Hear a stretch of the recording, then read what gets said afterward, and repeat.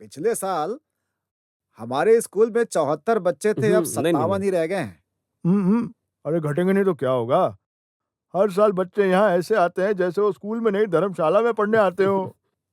जब पहली बार एसएससी के एग्जाम में बच्चे फेल हुए तो लोगों ने एक्शन नोटिस बना के मंत्री को दे दिया। लग रहा था कि मंत्री पुराने टीचरों को निकाल कर नए टीचर लाने वाला था। फिर पता है क्या हुआ?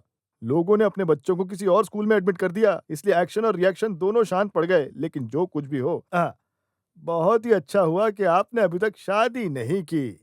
ऐसा क्यों?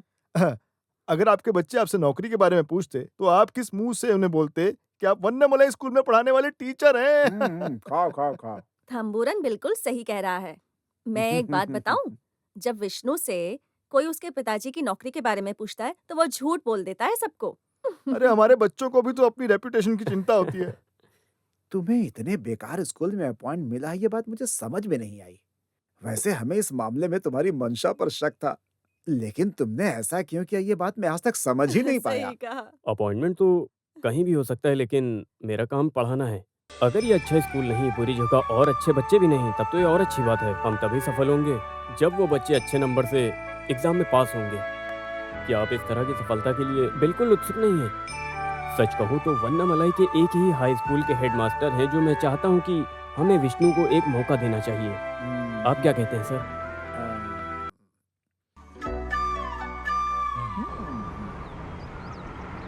हेलो हेलो, हाँ हाँ सुनाई दे रहा है।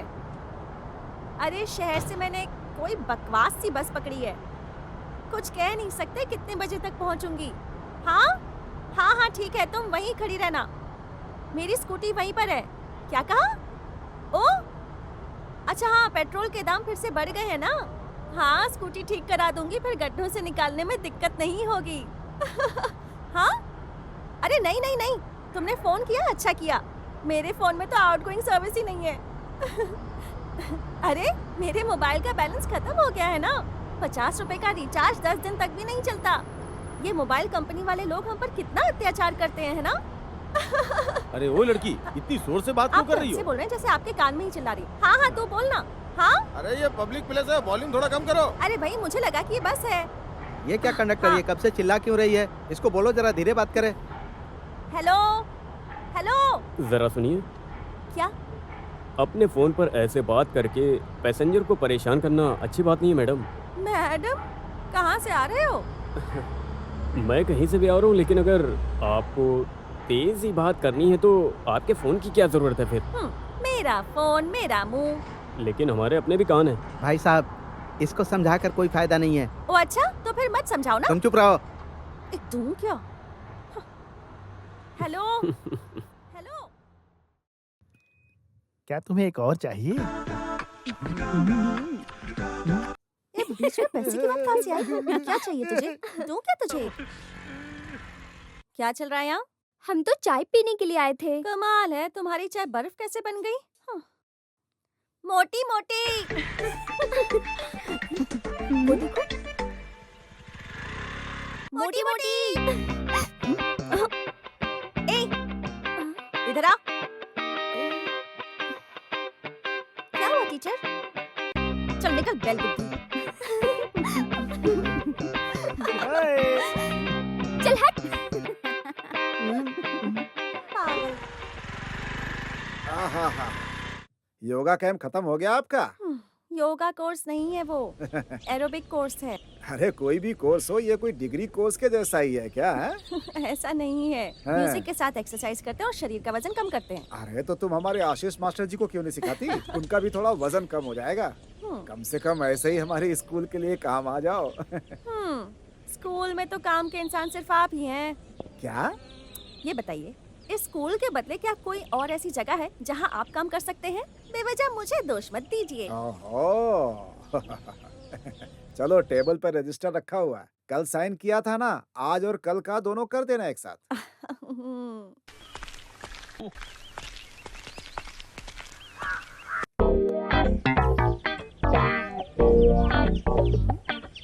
तुम यहाँ क्यों आई हो?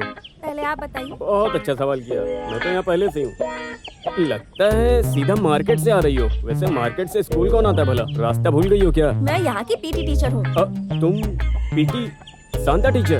शांता, शांता नहीं, चांदनी। हाँ वही। अच्छा सॉरी।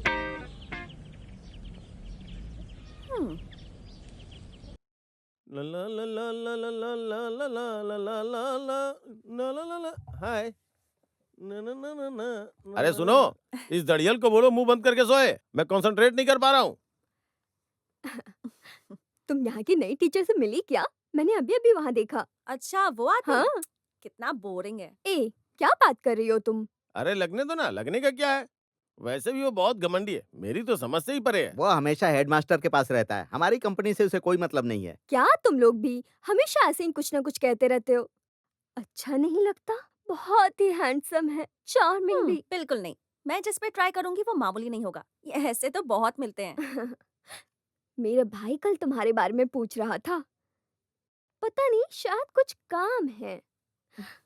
क्या ये सब मेरे लिए मुझे है? भी एक पीस देना। बड़े आए। इसे खाने से वजन कम होता है। वजन कम करना है तो पैसे देने होंगे। अरे हम लोगों से पैसा मांगने की क्या जरूरत। बिना पैसे के ऐसे ही फ्री में नहीं खिलाती मैं किसी को। अगर ऐसा है तो मुझे भी एक शिकायत है वो क्या? तुमसे। तुमसे खरीदे हुए 3 अंडे खराब निकले थे मेरे। ओह, अच्छा।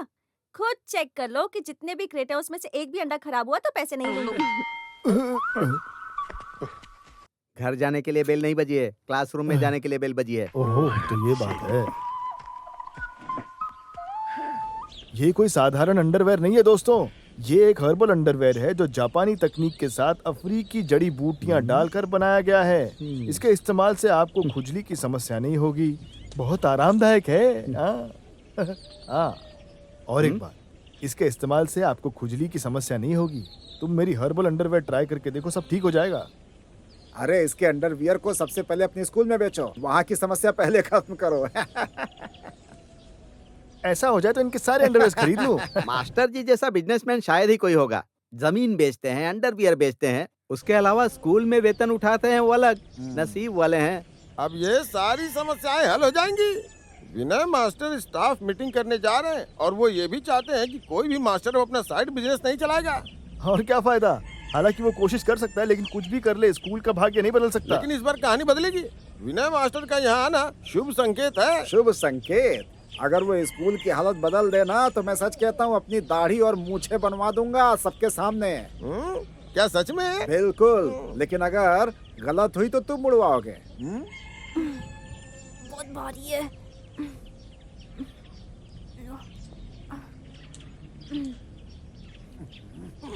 तुमसे कितनी बार कहा है कि यहाँ 4 बजे के बाद आया करो। जब काम ज्यादा होता है तो हम क्या करें? आप तो वो दिन याद करिए जब आप ऐसे लोड करते थे। अरे ऐसा क्यों बोल रहे हो सतीश? इसी स्कूल में पढ़ा हूँ मैं, ऐसी शिक्षा ही नहीं मिली कि दूसरा काम करता। अभी एक मारूंगा ना बस।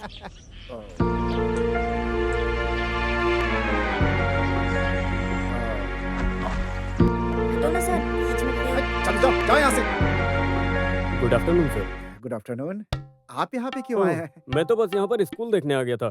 शाम को स्टाफ मीटिंग में मुझे कुछ अपनी बात रखनी स्टाफ थी। मीटिंग में कौन सी बात? अरे अरे, ये कोई बिजनेस नहीं है, बस हाँ। लोकल खर्चा निकालने के लिए थोड़ा ओहो, बहुत। हमारे गांव में कहावत है सर, अगर हाँ। बच्चा 5 साल का हो अरे हम तभी तो उसको- 64 के हैं, हाँ, तब भी वैसे ही रहेंगे। अच्छा भी लग रहा है। कल का आया मास्टर मुझे कहावत सुनाता है।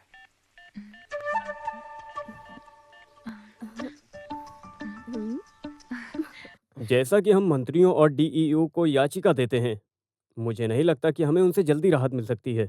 हालांकि हमको उन्हें अपने स्कूल की हालत के बारे में बताना होता है, लेकिन अब मैं चाहता हूं कि हम हर घर में जाएं और सबके बच्चों को स्कूल भेजने के लिए कहें। इनका मतलब अब हम घर घर चक्कर काटेंगे। अगर बच्चे कम है तो क्या हुआ, कौन सी आपकी सैलरी काट ली जाएगी? सरकारी नौकरी है भाई। अरे मुझे याद आया, जब उसने बच्चों के बारे में बताया ना तो राधा कृष्ण को आज 5-6 सालन। महीने हो गए हैं। हम्म, बच्चे कम हो गए ये कोई बड़ी समस्या नहीं है, जो है उन्हें पढ़ाना है। जो स्कूल घाटे में चल रहे हैं उन स्कूलों को मैं चाहता हूँ बंद कर देना चाहिए। ये कुछ भी बोल रहा है। मशाल लेकर निकला है क्या? अगर हम किसी के माँ बाप को उनके बच्चों को यहाँ वन्ना मलाई स्कूल भेजने के लिए कहेंगे तो हमारा तरीका देख करके उनके पैरों से जमीन खिसक जाएगी। अरे जमीन पे चलने से मुझे एक अभी बात याद मुझसे आई। बात करना बंद करिए प्लीज। इस इतिहास को बताने का कोई फायदा नहीं है मास्टर, सबसे बिगड़े हुए बच्चे ही यहाँ पढ़ने आते हैं। ऐसा नहीं है। मैं यहाँ के इतिहास के बारे में जानता हूँ मास्टर। बड़े आए इतिहास के ज्ञानी।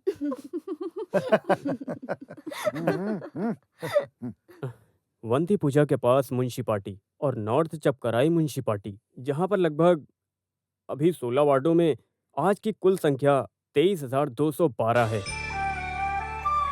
अब करते हैं इतिहास की बात। 1864 में जब विलियम लोगन मालाबार कलेक्टर थे, तो उनके दोस्त जॉर्ज मैनुअल को ये जगह नेचुरल रिसर्च के लिए मिली थी और वो यहाँ अपनी वाइफ के साथ घर बनाकर रहने लगे। जॉर्ज मैनुअल और उनकी वाइफ को कोई संतान नहीं थी। उन्होंने कई धर्मों के गरीब बच्चों को गोद लिया, उन्हें पढ़ाया लिखाया।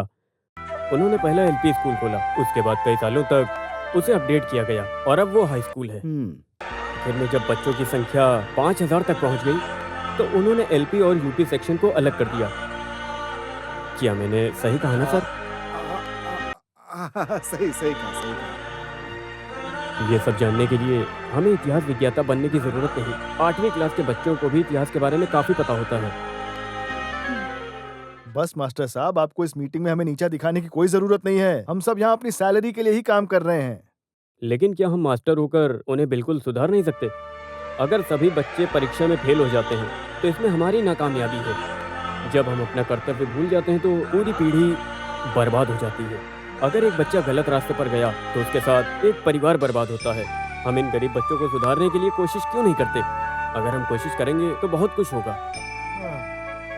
ऐसा सब बोलते हैं। आप कुछ भी बोलिए, हमारी भी अपनी एक गरिमा है, इसका ध्यान रखिए विनय जी। जब हम अपने अपने बच्चों को इस स्कूल में ना भेजने के बजाय इंग्लिश मीडियम स्कूल में भेजते हैं, आपको यूनियन प्रेसिडेंट पोस्ट से निकालने के लिए स्टेटमेंट आ चुकी है। इससे आपकी कौन सी गरिमा बढ़ गई? माफ करिएगा, हमें ऐसी गरिमा की जरूरत नहीं है। अरे ये क्या बोल रहा है? बस मास्टर साहब, हम सब यहाँ पढ़ाने आते हैं और अपनी रोजी रोटी चलाने आते हैं, है कि नहीं भाइयों? आप प्रॉपर्टी का काम करते हैं हाँ हाँ हाँ। और दूसरी तरफ आप अंडरवियर बेचने का बिजनेस भी चलाते हैं।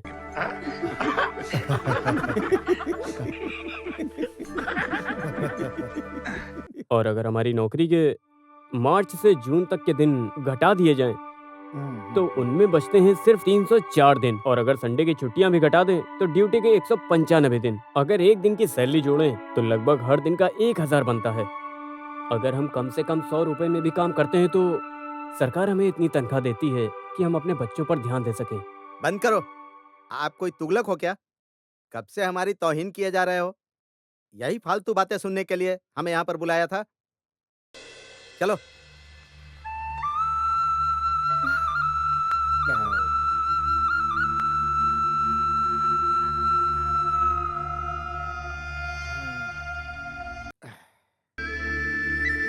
इनमें से कोई भी यहाँ पे बच्चों को पढ़ाने की नीयत से नहीं आता है, समझ गए ना?